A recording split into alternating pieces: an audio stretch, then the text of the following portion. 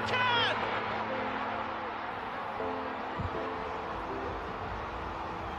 Once again, Olex Anderson is the man for St. Vincent and the Grenadines. He gives them the lead against Jamaica in the Gold Cup prelims. Jamaica's mediocre play exposed. Urgent changes needed after St. Vincent and the Grenadines match. Join Premier 7 right now for the big chat.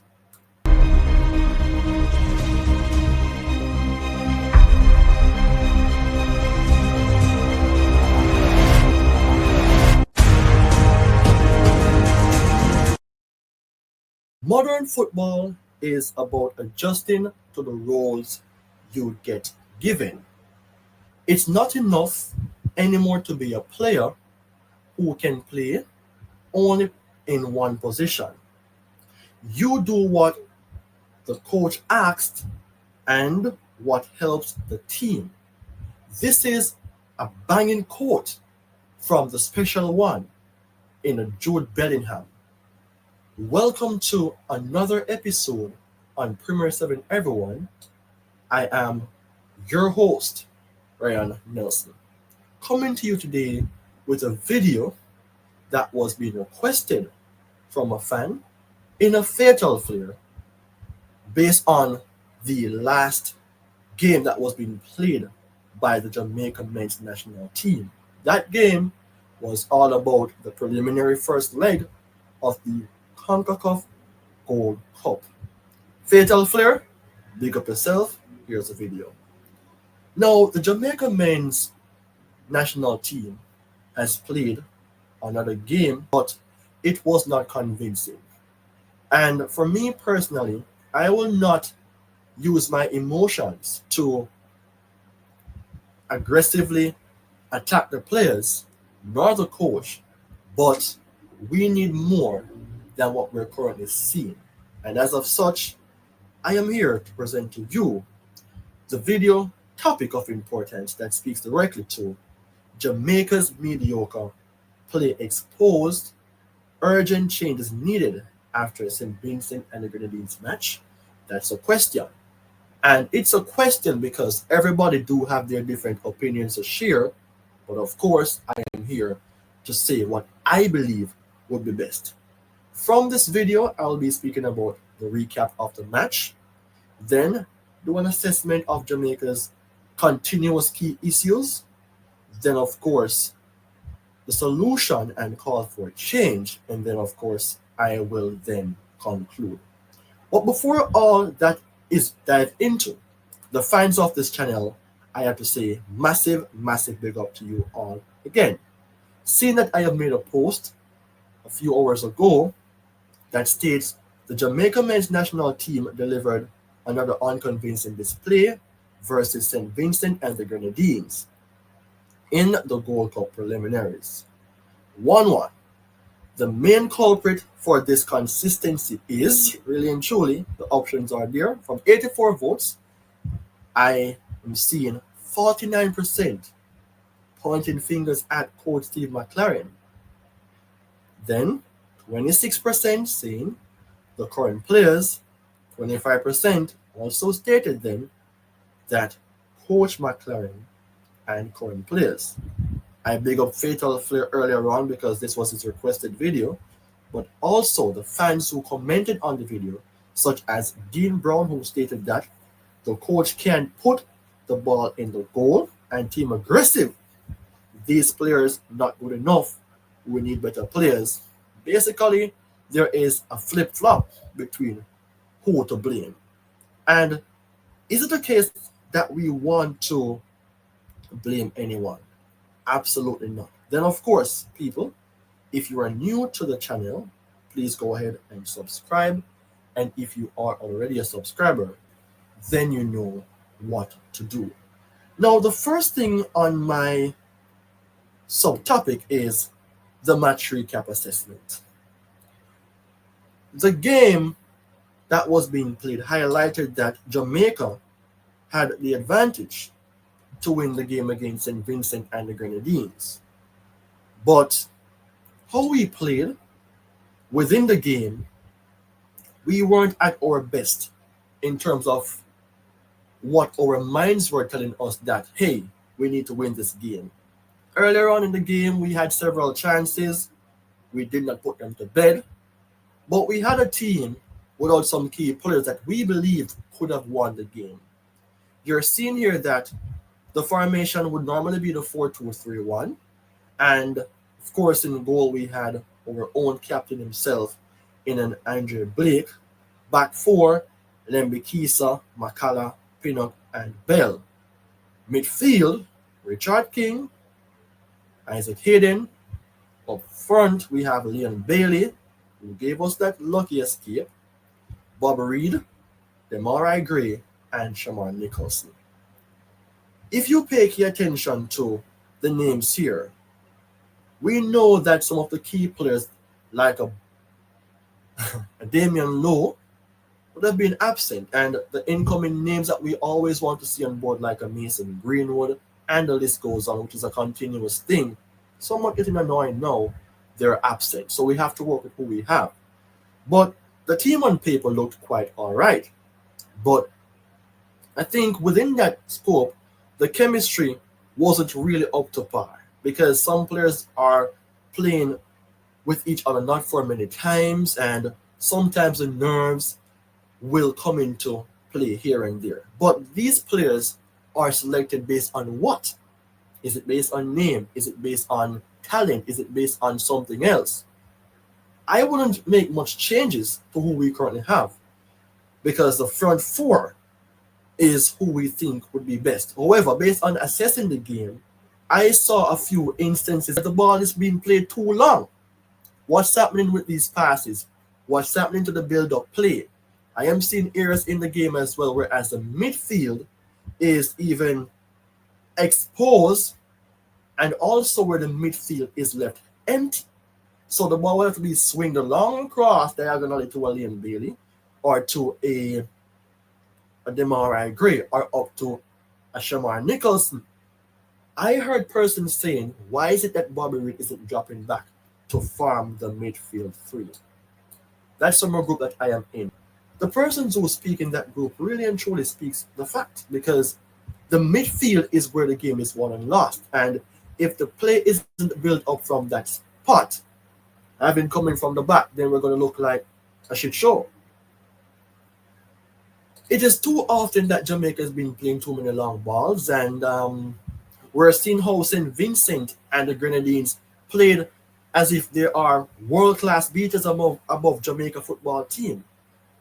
Anderson, who scored that brace, well, almost scored that brace, the goal that he scored was something that a top striker or a frontline striker should score, even though we know then that he's playing from the wing. But that mistake by Makala, come on. It's a learning process, but we cannot make mistakes like those. But then again, in the end of the game, St. Vincent and the Grenadines made a mistake as well. A foul was committed, and we got a penalty. Bailey rescued us. But, people, what do you think about the national team? Do you think that we need to hurry up and get the players in, or change the coach, or stack the backroom staff, or whatever? Because then again, if McLaren should go, I am not so convinced then about who we currently have, because the style of playing system is the same. But I will not be here to speak about sacking anyone. I am here to speak about dive into the key areas of the game or of the system of play that affects the national team. But before I dive into the key issues, based on what I saw from the analysis or the statistics, Jamaica had most shots on target, most shots, of course, possession 73 to 27, passes 524 to 119, passing accuracy 86 to 68, corners 8, full time 1-1. So should we be pointing fingers at the coach or it's just the players who may be not having the confidence. But too often we're seeing continuous errors by the players of the national team. And I wanted to speak then about the key issues that the Jamaica men's national team normally encounters. All right, so from what I have, we're lack in terms of having a creative midfielder. And having creativity in the midfield will not only rely on one player, it has to be balanced. Isaac Hayden, I think, is okay, but we need an 8, we need a 10, or we need two 8s. We don't need two 6 in all games. The formation could be a tactical issue, but I'm going to touch on the tactics afterwards in terms of making adjustments. However, lack in terms of creativity in the midfield doesn't only speak about passes as the main thing, but it is mostly about having vision. And we don't have a midfielder who plays the number 8 role properly, who has the vision. We don't have a number 10 as well who have the vision like that. Bobby Reed is okay, but many persons are calling again for Ravel Morrison, Coach McLaren, JFF. What's happening? Lewis Baker is not the person who we choose already because he's not in the national program. We need to get the players to play the football because I'm telling you, World Cup is going to miss us with these playing. Where's the attacking flair? Poor finishing and decision making again. Starting from the back with the long balls. The midfield isn't up to par. We're reaching in the final third, but our IQ is low.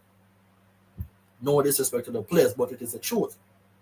Barely have the ball, hold up your head. Because I saw a play yesterday, whereas he should have given the ball to Olembikis and make the run. He makes the pass to you, but you continue to run on the flank. The same thing as Demarai Gray was predictable. On the left wing, cutting, trying to shoot from angles that may not be ridiculous, but come on, sometimes the ball should be crossing the box. Why do we have a Shamar Nicholson if he's not being utilized? Cephas came on okay. Dixon came on okay. But the midfield needs a John Russell, people. What do you think about that? John Russell is a player who plays for Jamaica before, and we keep on talking about getting him in. He may not be playing in this preliminary game, but what about the upcoming games? We cannot score goals, and it has been a long-lasting issue before even Coach McLaren comes in and even Al Grims. My bad. But come on, we need to have persons who are not going to waste our chances. We need a Mason Greenwood who can bang the ball in the back of the net. Because a mistake from the defensive concern that we had with McCullough, if we could finish our goals, then McCullough's error would not be seen too often. We would just say, all right, it was an error and we can move on. But that could have cost us the game. And McCullough, tell me what you rather. Did you almost allow the game for $1 million? You wear cricket shoes, you are Justin Langer, Fatal Flair, drop one on one, man. Drop a piece, man. But put the fun and joke aside. We relied too heavily then on the defenders because since I think McLaren, before him, Al Grimm, so the defensive line was doing well. Not the best in the world, but for CONCACAF standards, we can do better, but we're close. But we're backtracking, we're backlagging. Come on. What is happening? What is happening to the back line? So we have issues with the midfield, issues with the strikers, issues with the defense. What's happening? Should we just take up the national team and throw them in a bin? Come on. Come on. No. Solutions. Call for change. Right? Solutions call for change. Because Coach McLaren has played about 8 to 9 games and the win percentage is 50 or somewhat close. So he would have won half, drew half, lose half, if my calculation is correct. But it would have been 25, my bad. He won about half, drew half, and lose half out of 4 then, right? So we need more from McLaren. You know, many persons are saying then that you're not going to the games to watch the players playing. You have to do that. Get your team out there to watch us play. Bailey is playing in Aston Villa. I have never seen McLaren being there. Maybe 1 or 2 games in the local Prem. Okay. What about players who are playing in different countries in the League One, like a Kyan Dixon, and the list goes on? Where players who are playing different places. Look at Pochettino is going to different areas to watch this United States player play. You have to do that because I'm not convinced about how you're coaching our team, and we need better than that. But as I've said earlier out, it is not for me to then say, sack him. Sack him and get who? Options are there right now. If that was the case, then fine. Now, tactical adjustment is needed. Jamaica needs a system that will complement our talented players or existing players. Bailey is a flair player. He's not the only one who has that. But we see that Bailey would dribble. He would look for making 1-2 tiki-taka passes. Should we get a Spanish coach in play or adjust our tactics on our formation to suit that? Not all the time a base with 2-6 is required. Sometimes we need a 8, a 6, and a 10, or 2 8s and a 6. Sometimes 2 8 and a 10. Some adjustment, some intelligence needs to roll over into McLaren's brain because we're not seeing what is happening here. I can remember last year when we played several games, it is the same rubbish we're playing on the field, game in, game out. Apart from finishing our chances, our playing style is rubbish. It is rubbish.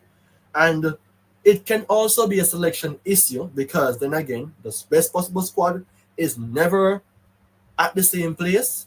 And if they are, when?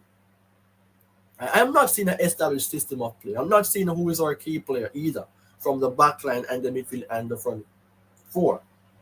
A key man should be at the back. Maybe that is Pinnock. In the midfield, maybe it is who? I don't know. Front line is Bailey. But these key players are not up to par sometimes, and we need more than just relying on them. We need to have a system that is established. A change in terms of mentality is needed because when I watched Topper Whitmore's interview that was seen, Topper Whitmore mentioned that back in the days, if players were not going to play well, then Mano Tarola got talking about how you play.